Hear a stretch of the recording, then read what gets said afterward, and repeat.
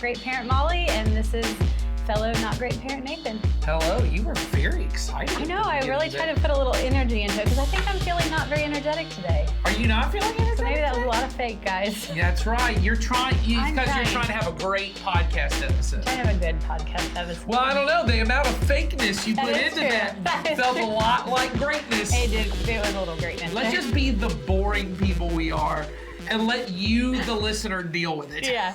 Welcome to the boring podcast. This is who I am. Deal with it. Yeah, deal with me and my downer day. Yes. No, nothing's wrong. I just don't feel. Don't have the energy. Some days I have more energy than others. So. Well, and I think, we, this will just be a little insight for people. We filmed this after lunch, and depends what we eat. Yeah, I think I had a salad, so I'm feeling okay. But if I ever have to film this after having like something that's fried, I'm immediately well, it's time to take a nap. Well, Those carbs are...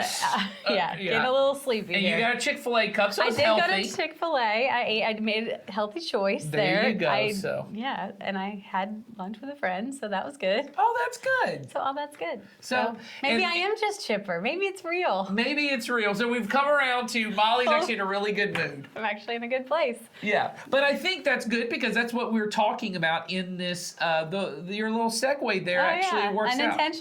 Yeah, we've been in this series called Parenting Makes Me Crazy, and we've been kind of dealing with both our mental health as parents, but also our kids' mental health and how we can help them. And we're getting close to the end of this series. I think we're only going to have a couple more episodes. And a couple good ones, I think. Yeah, I hope. It'll certainly not be great. It will not be great. We can promise you this. We will never be great. We won't. But I do think in this particular episode, I know what we wanted to talk about is for you in your person. This episode, we wanted to talk to. I was like, wait a minute, I don't remember this being an episode about me and my mental health. This is now just us breaking down Molly. But for you in your temperament, me and my temperament, you talked about you went to lunch with a friend. That's often an energizing thing for us. That is often. Yes, yeah. It's very life-giving to me to spend time connecting with another person, having real conversation. It's definitely not an exhausting thing to me for the most part. Yes. And so I thrive on those scenarios. Well, and I think everyone's temperament is different, but I think it's important to mention relationships are, by their nature, I wouldn't say all relationships are this way, but relationships by their nature are meant to be life-giving. And there are some of us, I think, you and I are not this temperament, but there are some of us who, because of the way we're wired up, being with people kind of drains us a little bit. And so I meet a lot of people who think, oh, I'd be okay if you just left me on an island by myself. And there's probably a truth to your energy level. You'd be a little less drained, but human beings were made for relationships, and the way that it works with our energy is unique. Molly and I are the kind of people that when I'm with any group of people, it energizes me. Like if I go to, if we have a meeting that's late at church or something, and by late I mean like ends at 8 o'clock, I can't go to sleep afterwards. I'm wired up. You're ticking. Your mind, it makes you get you going. But my wife, if she's been at the church, like she's at the church office today, if she's there at 2 o'clock for more than an hour, she comes home, she's ready to go to sleep at 4 o'clock when she comes home. But as a stay-at-home mom, she would tell you relationships are critical. Even though the time with people can often be a little draining and she has to have time alone to then kind of recharge, if she doesn't have those adult interactions where she's able to not just talk to an 11-year-old or a 7-year-old, it is that becomes life draining. Right, because the relational part is life giving. It's the way that we cope with it or deal with it on the back end that often makes us feel like we don't want the relationship at all. Right, and so we say that to say, what we're going to talk about today, some of you, because of the way your temperament is, you are convinced, no, I'm an island. I can be all by myself, and that's all that I need. I never had to talk to anybody again. I'd be fine. Yes, or I just need me and my spouse, or I just need me and my kids, or whoever it is. Me and my dog. Yeah.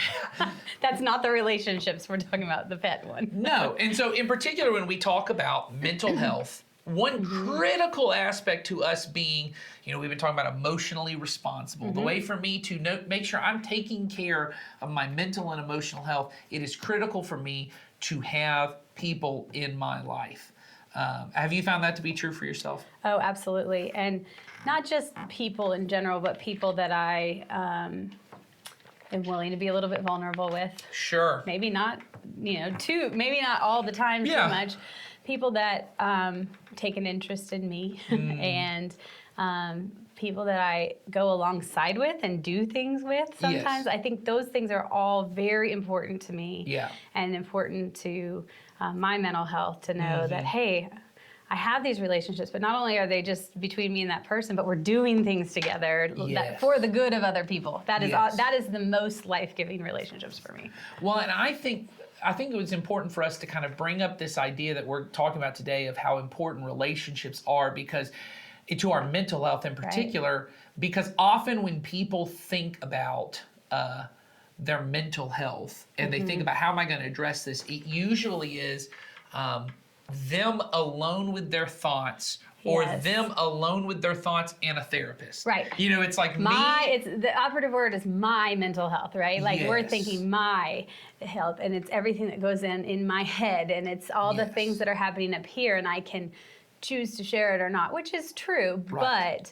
But I think it's just very much mental health isn't something that we freely talk about quite as Sure. much. We talked about that in a previous episode. Well, and I think even if you don't talk about your mental health with someone, because I think often when people talk about like, oh, I need to talk about my mental health, they want to talk to a professional, and often maybe it's because they want professional advice. Sometimes I think people want a professional because they're like, this is a transactional relationship. Yes. I don't have any owner. There's nothing other than I'm going to tell them what I've got going on, and they're going to tell me what's going on, and Yes. they don't have an expectation of me or me of them. Right.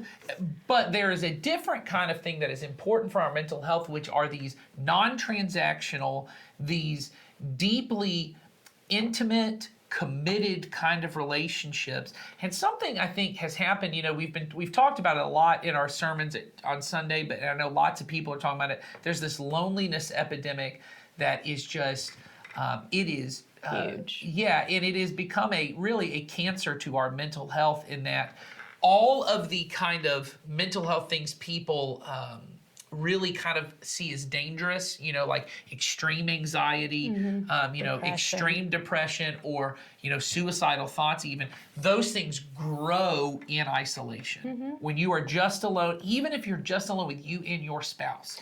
Yeah, I think it's important to say when we're talking about the word isolation, we're not just talking about somebody who is isolated by themselves Yes. in a place by themselves and doesn't talk to me. You can be and feel incredibly isolated Yes. when you're around other people. Well, I think you can be isolated, especially, I think most people I know, and this has become, when we talk about greatness, the kind of American dream greatness is me and my family. We have really turned the nuclear family we've almost idolized it. We've made it something it was never meant to be. We've made marriage something it wasn't meant to be. This idea that my spouse should be my ultimate best friend, that this is the person that is supposed to complete every part of me, that if it were just me, what? I just thought of that movie, Jerry Maguire. Oh, yes. You complete me. That was the turning point, guys. Yes, well, I think I don't know that it was the turning point. It certainly kind of It encapsulated resonated for people. Yeah, it encapsulated something I think that had already gone. And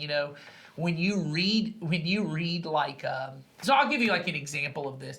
The big one that I think people ended up talking about a lot was in the 2000s when the Lord of the Rings movie came out, and you look at Sam and Frodo's relationship, Oh, yes. and the amount that people kind of giggled about it, and they almost turned it into this romantic, almost sexual relationship between the two, because they had never seen. We don't see in movies a lot these two men who can have this intimate, vulnerable, loving relationship Without that part of it. without some romantic, because in our mind the greatest intimacy you should have is me and my spouse, we're best friends, and this idea that I would have that with another person where I could be vulnerable, where they could know what's going on in my life. It feels wrong to say, oh, my spouse is one of the people who has access to that part of my life.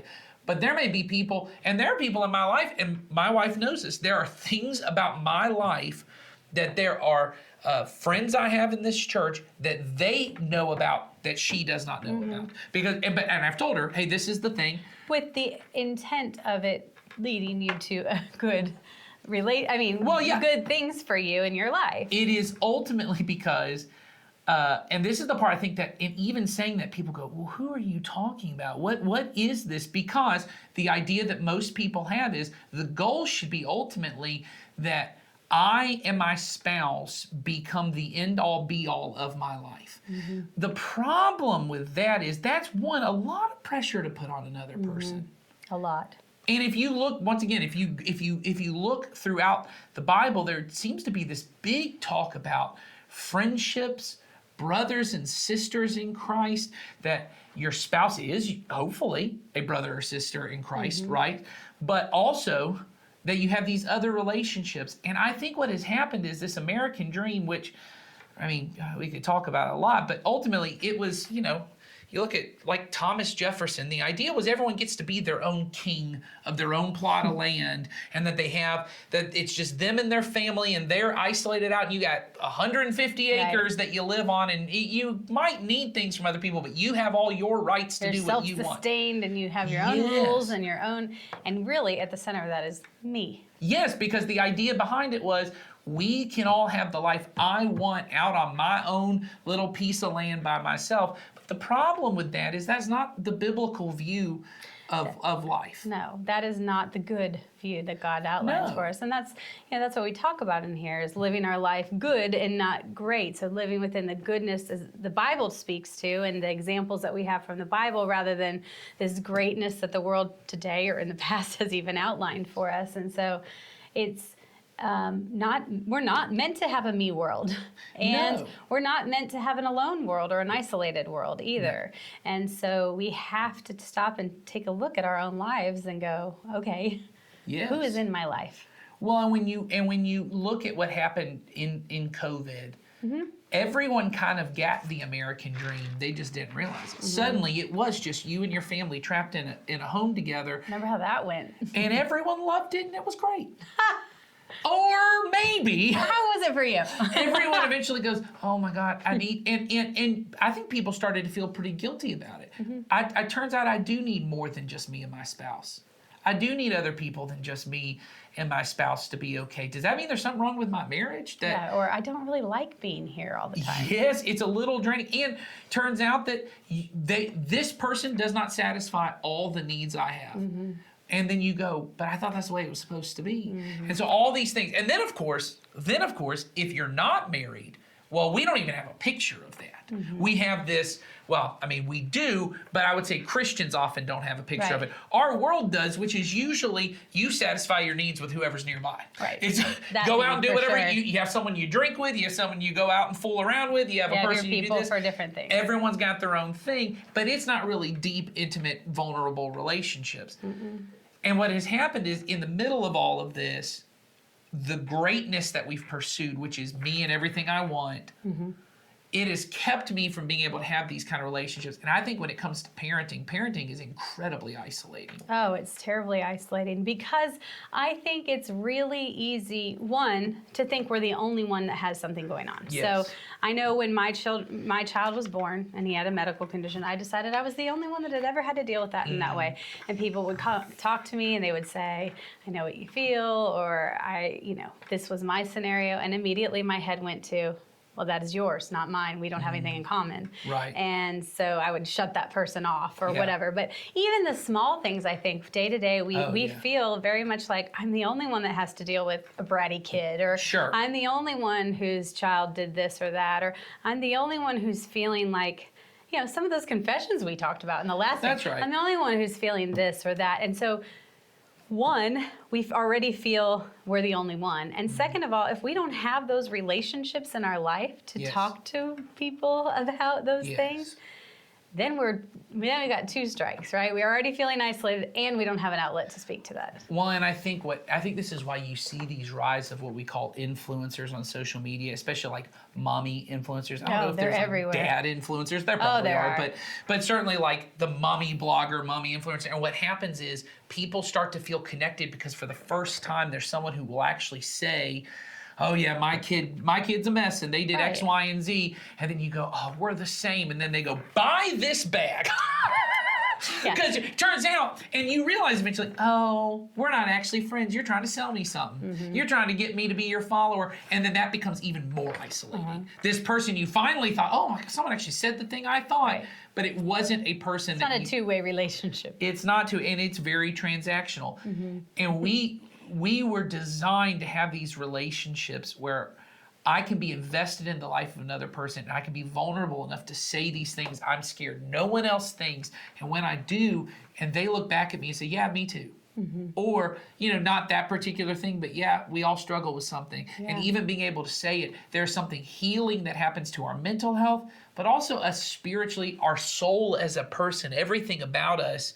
We were made for relationships. Yes, because when we sit in isolation, it's really sometimes terrifying what happens Yeah. in isolation. I mean, I think a lot of times people don't realize how isolated they are, but everything gets magnified or grows. Yeah. Our fears are bigger, our depression can be bigger, our worries can be bigger, and it really can take over and, like we talk about, consume us. And that isn't where we want to be, and especially it isn't where God wants us to be.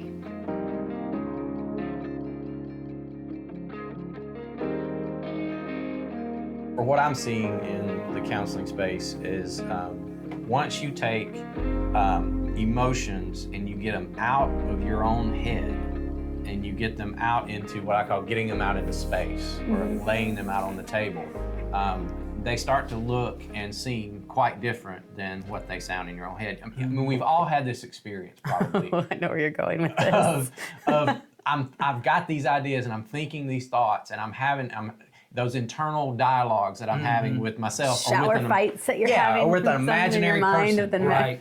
They're gonna say this and I'm gonna say this and I've got all this stuff. Squash and them it's like a just- bug. Yeah, it's just in my head, okay? And then I finally actually sit down or I get with a friend and I start talking about how I'm feeling. And the more I say it, the more sometimes ridiculous it sounds, or the more it just doesn't make as much sense as it did in my head. I've had this experience in the counseling space where a person will be talking to me about someone in their life or a frustration that they're having or just all the emotions that are swirling around in their head. And I actually had someone say this to me one time, right in the middle of them talking. They just went, I'm starting to realize how ridiculous this sounds. Yeah. And I said, that's okay. I said, this is not a bad thing. I said, in fact, don't stop. Keep talking, because the more you do, the more you'll put some sense and some handles onto what you're feeling. So I say all that to say that's why relationships are so important, because you don't have that outward processing when it's just you. Right. And so, and the other part that's so important about relationships is they can then reflect back what they're hearing you say, and you hear it from another perspective, and you get hopefully a little bit of understanding and empathy, because the truth is there is not an emotion that you've ever felt that there isn't someone who had a similar feeling. Right. And we get into these spaces so often where we just think, well, it's just me, or something's wrong with me. Nobody else gets this, or nobody else has these Nobody's thoughts. ever ever been through this. No one's walking in my shoes. Exactly. And that's where, I hate to go too far down the road, but that's what leads people to that deepest, darkest place of despair, where if no one gets this and I am so defective and I'm the only one, then why am I even here? And that gets real dark. Yeah. So it's so important to get those things out, not just to hear them, not just to get perspective on them, but to actually have a person reflect love and empathy and compassion back to you, so that it actually can become more normalized. And we always say around here, we're not intended to do life alone. Nope. And that means in all aspects of our life. And if we're not around other people, we aren't going to have those opportunities for relationships. I know a lot of people are saying, we've talked about how a lot of people are isolated more than ever now, and that impacts your mental health. That is something that has a lot of effect on you, and in this conversation is one of them ways. And if for those of us who've been in the mental health world the past couple of years, the mental health requests for counseling Skyrocket, right? skyrocketed right around COVID, and you can see it. It's actually starting to sort of normalize again. I will say that, but that goes to your point of once we isolated for a time, and I'm not making a political statement on whether we should or shouldn't. It just happened. But what happened caused a lot of what you're talking about. A lot of people did not have that outlet. They didn't have that place, and not just for those of us who like isolation and Yeah. who are internal Yeah. processors. All of us were not meant to have that for any lengthy extended period of time, and so it caused a lot of people to stay within for way too long and to not have that outlet, and then relationships got lost sometimes in the shuffle, or those natural places where we get those kinds of reflections and those kinds of feedback. They weren't there anymore, and it built up for a lot of people. And I think we talked about this on the last episode. Is every time you take I'm not saying you should be the kind of person that walks around and just spewing all over the place your emotions, but With your wheel, yeah. with your emotions. But there is a sense that every time I internalize a negative emotion, that it does create a little bit of pressure Right. within my heart and soul, my whole being. And so every time I do that, we stuff it down, the pressure just grows. And it's going to come out somehow. It's going to come out in maybe anger towards somebody you didn't want to hurt, or it's going to come out in some deep despair that you can't quite seem to get out of. And so it's important to relieve that pressure valve. And that's what relationships do for us.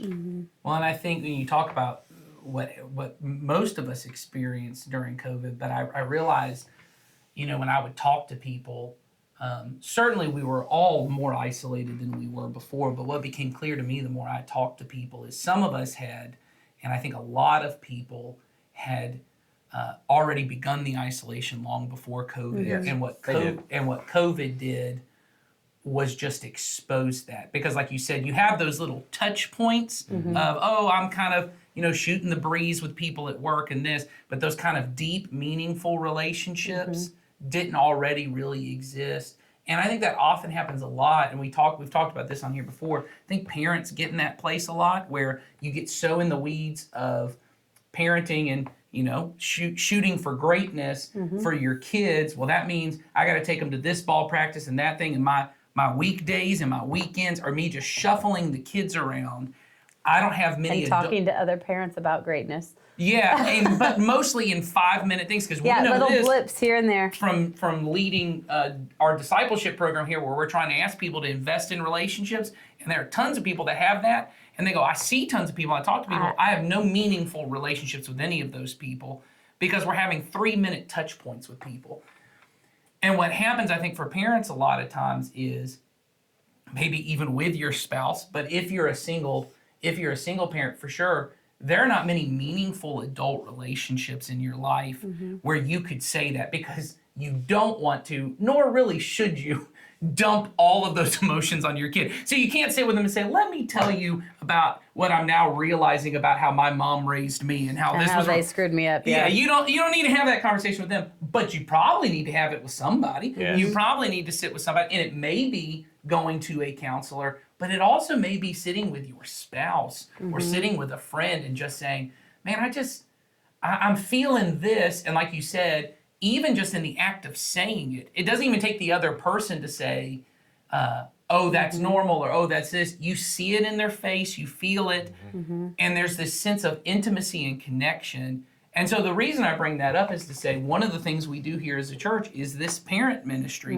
where we want to partner you with other parents, but also with these older veteran parents who have been through it, who you can have those conversations with. I know both of y'all are kind of on the team that prepares a lot of those things. So I thought maybe Jason could talk about how do you see, in not only as someone who has been doing counseling, but somebody who is a pastor, how do you see for our church what the benefit of that could be for parents who are in this relational isolation?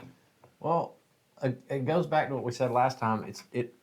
It's all about normalizing my experience. Right. Because I get in this space where I think there are no answers, or I'm weird, or there's something wrong with me because I'm going through these certain challenges, or I'm having these feelings or these thoughts about my parenting journey. And just sitting across the table, I tell this, I'll set it up this way. I tell the veteran parents that we have on our team this all the time, because often their big pushback on me is, well, I don't have anything to offer this younger generation, because either I don't think I did it very well, right, or I just don't feel like I know a lot. I know a lot about what I don't know, and I go, that's what we need. That's right. That's perfect. That is exactly what this younger generation needs. They need someone to actually sit there and say, yeah, you feeling like you don't have a clue is the way parenting feels. That's right. And you feeling like I kind of, maybe I'm just making this up as I go sometimes. Yeah, that's how it feels. Right. And I went through that. And, in some ways, I raised a kid and they turned out pretty okay. Or they didn't. Either way. Yeah. And you still had that experience. I had this experience. You will live through it. Right. And you don't have to be perfect or Right. great like we talk about around Right. here. It's just you're okay. Just sometimes it just gives you that sense of, I need to calm down a bit and not freak out about every single thing. We talk about this in a lot of the parenting events that we do. There'll be one incident, one moment at school, or one something that happens on social media, or in my house there's some girl drama going on. I have 2 girls. There's always girl drama going on. Yes. And we often think that this one moment of crisis that I have with my child is the thing that's going to scar them forever and ever and ever. Right. And it never is. And so to have a parent who said, oh yeah, I remember, in fact, it just happened the other night. My wife was on the phone with a parent of the younger generation, and they were talking about something they're going through with their kid. And she said, it just feels like it's their whole world right now. And my wife was able to come in and go, you know what? When our kid was about 6 years old, we went through something very, very similar. And here's what happened, and we thought it was the end of the world. But you know what? We're okay. She's okay. And you're going to be okay too. Yeah. That right there can get you through some of those things. Absolutely. Oh, yeah. Just knowing that I'm going to be okay. And my Or kid's just being gonna be the okay. ears that listen, and the person that responds, and somebody that is there to hear him. It's huge. It's Well, very I think good. there's this feeling, and this goes to the greatness of things, that my job is to as a parent is to produce something. And even I think within Christian parents is my job is to produce a child who goes on to love God and love people. And that is what we want. Sure. But it is not my job I cannot produce Yeah, I was gonna them. say change the word produce. Yeah. That's the bad word. Yeah. That's That's right. the I word. can't produce this anything. thing. No. I want this to happen Yeah. in their life.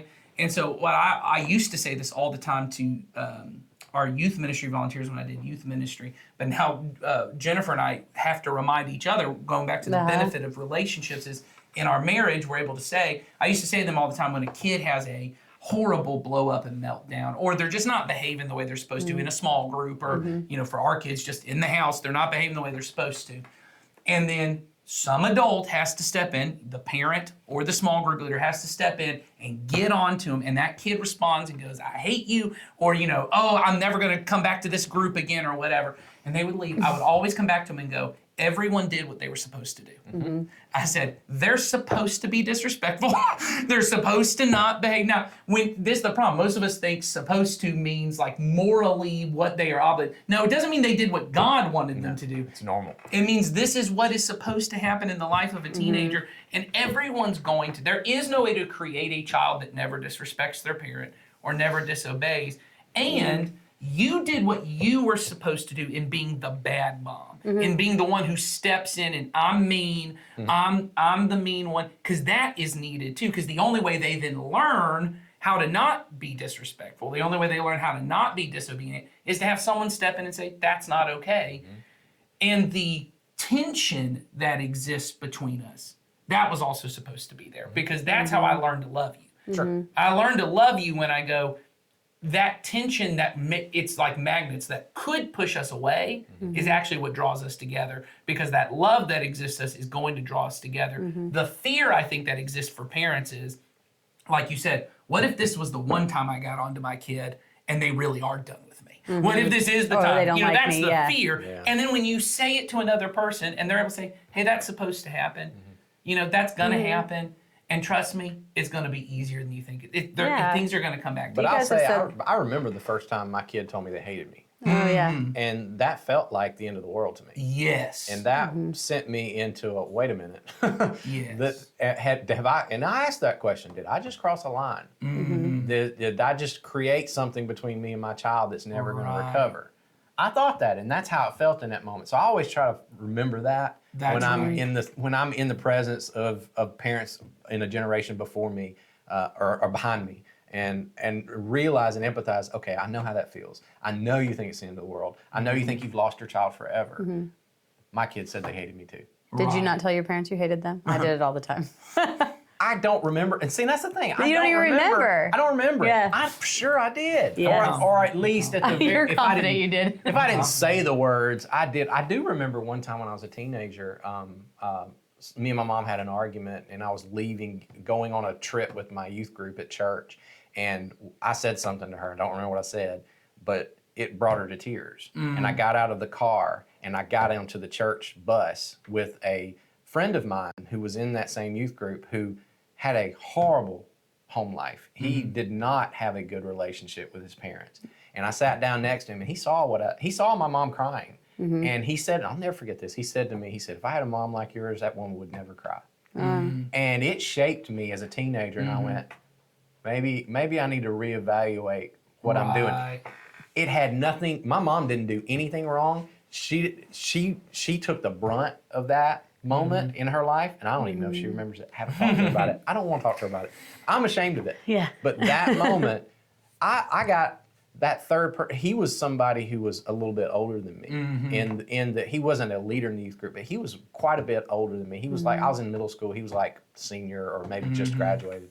And just his presence in my life of waking me up to that showed me that I needed some change right there as a teenager. And you talked about having people in your life, Oh, yeah. that third adult or that third person that follows Jesus. And my mom put me in places where I had relationships with those people. And in some ways, at least during those years, they were more influential than my parents were. Right. You know, in a lot of different ways. Now, bringing me up as a young child, of course, my parents were the whole deal. But they realized at some point that I needed more than that because I was not in a place where I could hear her. I couldn't Same hear with what my me. dad said, right? That's how I was with my parents. Yeah, and I we were didn't all that and way. I actually didn't like the other people that she brought in either. Well, no. However, No. once like a year or two into it, now there were times I actually went back. Like when I came home from college, I would go Right. see those people. Yeah. Because they actually did matter to me. I just in Yeah. the moment didn't like them too well. Well, even in the moment, you're as a teenager, you don't want to hear anything contrary to what you believe. I mean, because when you're a teenager, or at least in those Or a person. yeah, you just well, we can get into that later. But I know in that stage of life, for the most part, you're pretty solid in what you Right. think the world is like and how you're going to show up in the world. And anyone that challenges that, you don't like it, you're probably not even going to listen to it in the beginning. But it stays with you. It did for me. I can say it did for me. And it takes a while because you got to get over yourself for a little bit. Right. And you got to have some life kick you in the butt quite a bit to start to realize, okay, I don't have it all figured out. I was wrong about a lot of things. And even my confidence in what I believed was not covering up the fact that I was just not right. Yeah. And I got to deal with that. and then it comes back around, and then you remember those steady presences in your life, those people in your life that you say, okay, yeah, there was something going on there. They did have wisdom that I needed, and I can still lean back on that because I've still got it. Yeah.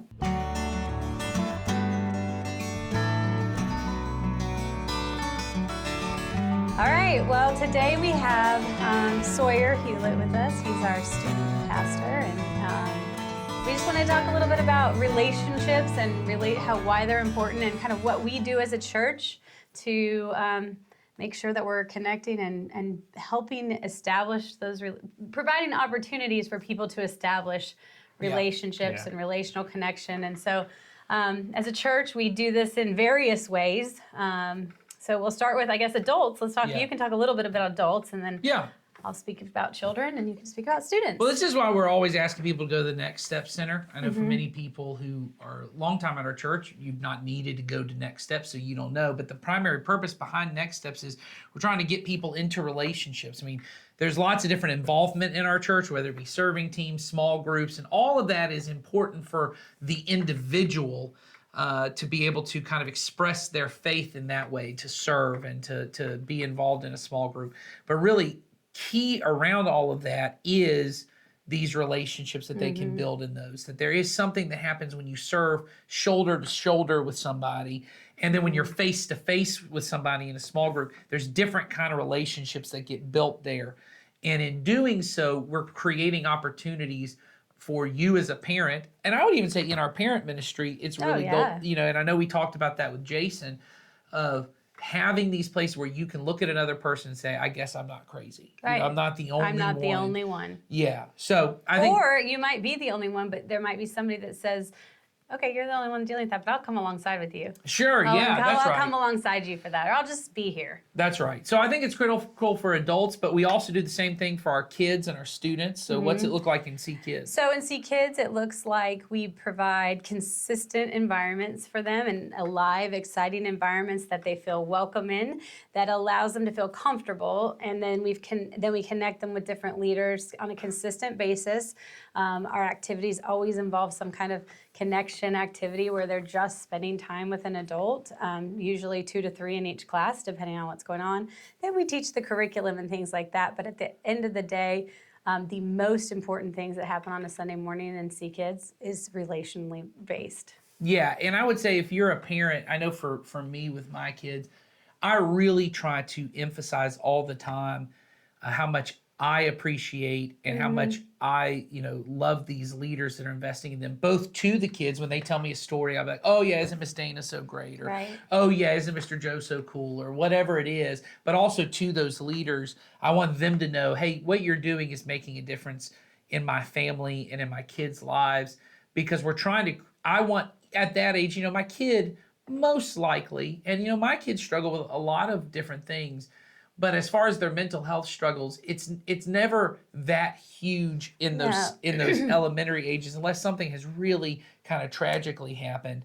But it's not something where I'm going, hey, I need you today to be ready to talk to Mr. Joe or Miss Dana. No. It's I want to create the rhythm of when you're old enough, church is the place where you can talk about all these different things. And that these adults love and care about you. Yes. And they're here to be part of your life. Absolutely. Which then transitions to when you have a student and they no longer want to talk to you as mom or dad, Right. Because whatever they're dealing with, they feel like, I know what my mom's going to say. I know what my dad's going to say. Even if it's good and positive, there comes a point that in those middle school years, those high school years, they start to think, okay, well, I've heard this all before. It's, they want to hear it from someone else, just like you as an adult need to hear from someone else. You're not crazy. You're not weird. They need to hear the same thing. And how are we doing that in student ministry? Well, I think the biggest thing is just we have a great group of volunteers that the students in our small groups, they are very confident that their small group leaders love them. I have a great privilege of being able to just serve alongside 6 others who really love Jesus enough to be vulnerable with teenagers who are oftentimes not as vulnerable with them. I kind of view my job, honestly, as almost like the liaison between the student and the parent. The student at this age doesn't want to tell their parents much, and that's not a good thing. And maybe that's changing a little bit, or it's just a thing. It's just a thing. It's not good or bad. It's just a thing. Did you want to tell your parents much then? Yeah, I don't honestly you don't remember. Count. I don't you know don't that count. I count. You're the one that said it. You were going to have your mom drop you off so you could go kiss a girl. Remember? I did do that. So that was the you thing don't that count. happened. Yeah, that I doesn't did not count. tell my Yeah, mom very I many did not things. tell my parents anything. Yeah. I told at them that what age. they needed to know and a few extra things about my friends. I told Sure, them when not I me. wasn't going to be home. I told them when I Yes. wasn't going to be home. That's Right. all that they knew. Yes. Yeah. And a few other things. Yes, but no, I think I view my job though as almost the person who can communicate some of the things that a student wants to communicate to the parents, and I feel like I can communicate some of the things that the parent wants to communicate to the kids to their kids. Sure. And I feel like the main thing that a relationship with, when it comes to like my job, is trying to develop relationships with teenagers, not just for myself, but for my leaders. The big thing is just developing trust, you know? And that goes back to that vulnerability thing. I can think about just the past couple of Sundays. I've been able to witness the leaders being very honest with the students just about what's going on in their lives. I think students really, really latch on whenever an adult kind of like lets them know that their week wasn't perfect, Yes. or that their week was exhausting. Because they see that with their parents, but they oftentimes have some conflicted emotions about their parents having a bad week. Sure. Whereas they oftentimes don't see other adults being honest with them. Their teachers, and I'm not like saying that their teachers should be more vulnerable. It's a totally different job, but their teachers are not often. You know, I'm going through a pretty terrible exactly. divorce today. Let's talk Yes. about equations. Exactly. It's time to talk about fractions. If you had this many spouses and you divided it, That's right. That's right. Let's talk about one half. Like one half of my marriage was just over. getting split. Yeah, not a good idea. But I get your point. And I will we say, took your serious moment. Went, and I will say this, I think in general, there comes a point where, and we talked about this in the first part of the episode, relationships become transactional. And I think often with your kids as a parent, you don't realize how much of it's transactional. And I will say, especially when those teenage years, the teenager is the primary driving force of it being transactional because they are the ones coming home and saying, what's for dinner? Where are you I got to get to this place. Can you take me there? What are we I doing need you to tonight? buy me this. I need this to happen. And you are mostly dealing with business type things. But when a parent can enter into the conversation and be the first to be vulnerable, to be the first one, as we often say around here, to say the last 10% of truth. What I mean is that part of the truth you don't want to say. Saying you had a less than perfect week means nothing. A less than perfect week everyone has a less than perfect week. Coming in and saying, I really yelled at my boss today, or at a coworker, or man, someone yelled at me and I felt really insecure today. And I felt this. I will tell you the amount of times I would do that when I was doing youth ministry, and it sounds like what you're saying is your leaders are doing the same thing. Right. When that happens, the kid who's been in their phone the whole time or whatever, when they hear you say something they didn't think an adult would say, which is, today I felt kind of crappy about the way my body looked. And then the teenager looks up and kind of their head perks up, they make eye contact with you. If mom and dad can do that, I'm not saying you would regain a bunch of influence on things, but you would gain more than you think you would, because they think they know what you're going to say, and when you say something they don't think you're going to say, you gain some influence. Well, and that even gives them the opportunity that they definitely want for them to be vulnerable with you. Right. I do think students and teenagers want to be vulnerable with their parents. They just are really, I don't know if you guys are aware of this, teenagers are very, very scared people. Yeah. right.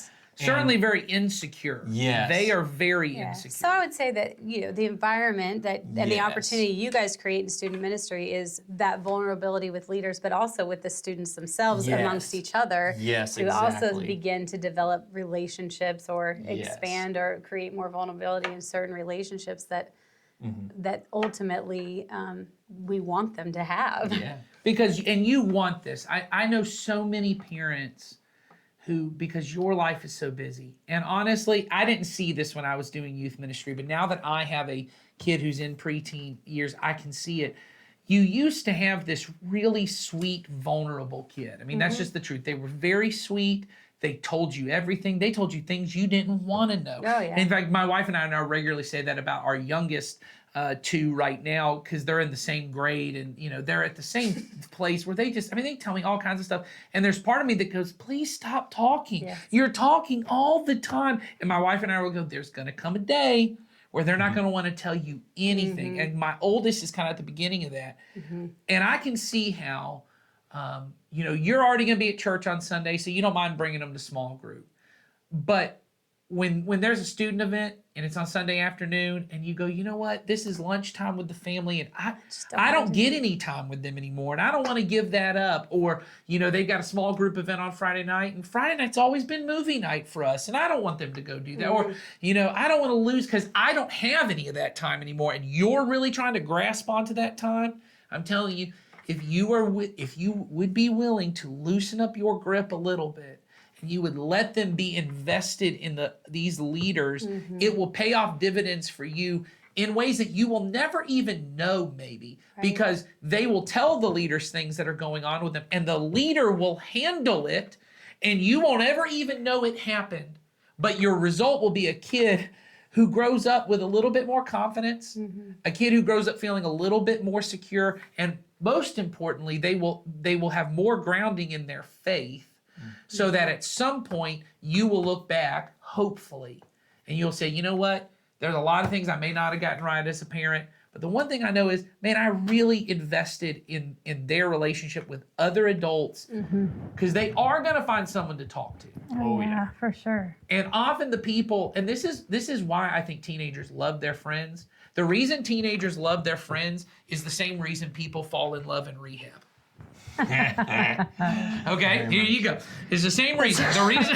So take that. There we go. That should be our reel, Charlie. Just those words. The reason kids love their friends. Teens in rehab. That's in the thumbnail. No, Okay. he's on a rehab. It's like the pre. That's right. So the reason people think they fall in love in rehab is because they've been through the same experience and they have the same thoughts about their experience. So they're so connected and in love. Yes, because the chemistry is very high. Suddenly, this thing that I thought was very unique, that only me, and then I talk to someone else and they tell me, and I go, oh, that's just me. Well, teenagers are the same way, right? When you come to a teenager, when a teenager comes to mom or dad, right? Or even I'll say this with our student leaders, and they come to an adult and they say, I told this girl I loved her and she broke up with me after 2 weeks. And you start thinking, dear Lord, dude, you're going to be over this in a minute. And in a month, you're having the same conversation about a different girl. Yes, but that same, teenage girl or whatever tells her friend and she goes, I can't believe it. He's the worst. Let's go get milkshakes right now and and they're going to go do that. What they feel in that moment is they get me. They get it. They get what I'm going through. They see me. And here's what you don't want. We all want. We all want that. What you don't want is for them to feel like the only person who gets them is an idiot teenager. Yes, that's the thing. That's a nightmare scenario. Well, it's reality for almost everybody. Oh, yeah. Now they're going to find that, but like Sawyer said, you don't want that to be the only person Right. they find that with. I've said this. I said this to my friend, my children a lot about their friends. I said, look, I love that you have these friends, and I love that they care about you. I'm just telling you now. At some point, have you ever looked at one of your friends and gone, man, they're really dumb? And they all go, yeah, my friends are pretty dumb. And I go, great, love them, be friends with them, but know how dumb they are. Yeah, but that's why you bring in as part of those relationships. You have this adult that is part of it as well, because the adult is going to be the one that hopefully you have created this opportunity and time for that child, and now they know I don't have to go to this dummy over here. They are my friend. I love them. They're part of my life. They're important. But when I need to talk about something real, or when I need to see if I'm right in my thinking or whatever, the same thing we do as adults with some of our our relationships and wise people in our lives.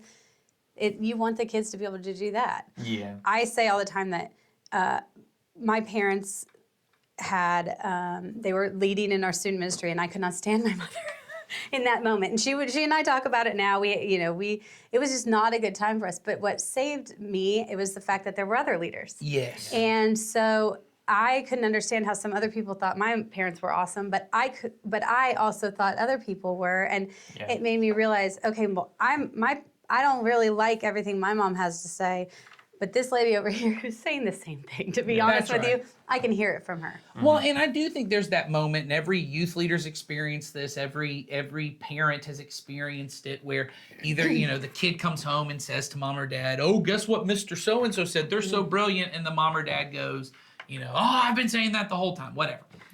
My experience when I was a teenager, and I would talk to other teenagers, and they would see it too. And I think this is why parents gotta ease up a little bit. I feel it too. I get it when my kids come and say, but you have to ease up. What the kid realizes is, oh, it's not just my dad who says that. It's not that they forgot that you said it. It's that they realize it. And I used to say this to people all the time. When someone would come to me with an idea that I hadn't thought of, right? That, or was even in opposition to something Right. I was doing. And they'd go, Nathan, I don't know about this. And I would go ask someone else for a second opinion. The original person goes, so it wasn't good enough when I said? And I said, no, True. because you were one person. Right. You were one person. See, and- when I talked to a second person, I got their opinion. Right. And suddenly now there are two people and I'm the idiot who's wrong. Right. Yeah, see, and like the really great thing about just the nature of the church, I think, is I think about a time when like my family was going through just a really rough season of life, and my parents were just depleted by it.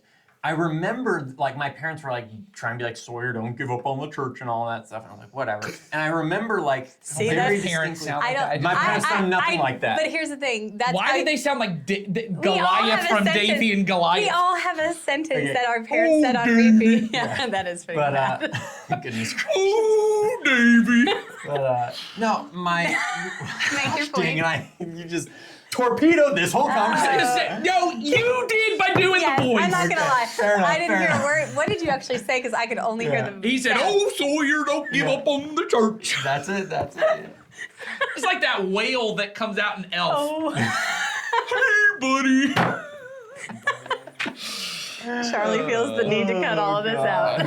Anyway, you had someone else in your life. Yeah, the point is there was like several other adults who were Yes. able to speak the same things that my parents were saying, but because I viewed them as like, wow, they actually still have the energy to follow Christ, whereas my parents seem to not right now, I can actually trust what's being told Right. to me right now. And your kids are gonna experience that as well if they're Yeah. present at church. And Yeah, we've got to put them in these we as a church try to create this time and these opportunities for these relationships to happen. And so sometimes we just say show up. And be Yes, there and put your exactly. you don't know what's going to happen. You don't know what those relationships are going to look like. But if you consistently point your child towards that, whether it be a Friday night event or a Sunday morning or whatever it might be, a parenting event, that you consistently show up and your kids are showing up for that, that's when God will do the rest. yeah. So this will be, as we're kind of wrapping up this episode, this will be the last push I want to have. We already talked about it in the part with Jason as well. We need more teenage parents showing up to the parent ministry events. You need it, as we've talked about. You need it for your relationships with these veteran parents, with just other parents who are in the middle of it. We already talked about that. But at that same place, you need to come and you need to bring your students to. Sawyer's doing things at the same time, events to build relationships with those students. They need to be there. You need to be there. And currently, we just do not have as many student ministry parents who are there as we do children's ministry parents. And you need this. This is not something we need, right? We were not, as a church, there's nothing we No. even gain from this. There's nothing, it's not like, We're not- I get when you look and you go, oh, they're asking me to give money, or, oh, they're asking me to volunteer. There is no Nothing. benefit to us as a whole church operation to Right. look and say, this is a thing. This is totally a thing that you and your family need. And we as a church want to do this because we are a family. Right. Yeah. And our overall health as a family grows when we're together. That's right. So- So come on down. Sawyer. Come on. We're never coming on this podcast ever again. Oh, mark his words. Never again. He'll be here the next time we invite him. Don't you worry. Don't worry about that. Don't you worry. And He'll you be- should be back next week. Absolutely. But if you want information on the parenting event, we Yes. will put them in the show notes because we have one coming up. I Sure. don't think there's one in November. The one in December is going to be one for your whole family to come, and it's going to be really fun. So make sure that you sign up for that and be there and come check it out. So also, we'll take questions, we'll take confessions, we'll take thoughts on how good Nathan and I are doing, whatever true. it is. Send us in impressions of Of Sawyer's Sawyer, voice. we'll take it all. Just No. send it in. Send in impressions of my impression of my parents. I'll take either one. We'll take whatever. If you guys got mean riffs on Sawyer, we'll play them. You can we'll play them on there. absolutely. You can even have your kids do them because you got students That's that true. are Sawyer a lot, and That's- my kids will probably do. They would be excited about Please that. send us that info. We could just have a second podcast that's to not great Sawyer. And it's just a bunch of Sawyer stuff. And- I'll tell you this. the sad part is it might get more views. Oh, Just kidding.